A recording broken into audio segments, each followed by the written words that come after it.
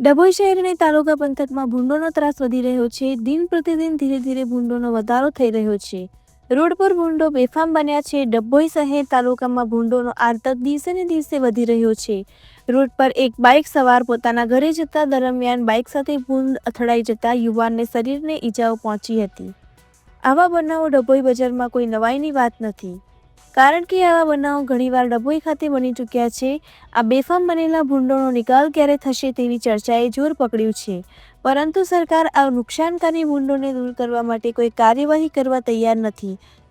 તેમજ તાલુકામાં ખેતરમાં તૈયાર થયેલા પાકના ખેતીને નુકસાન કરતા હોય.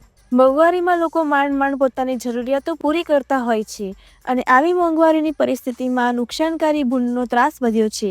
તો સરકાર અને તંત્ર આ ભૂંડોના નિકાલ માટે જાગે અને જેના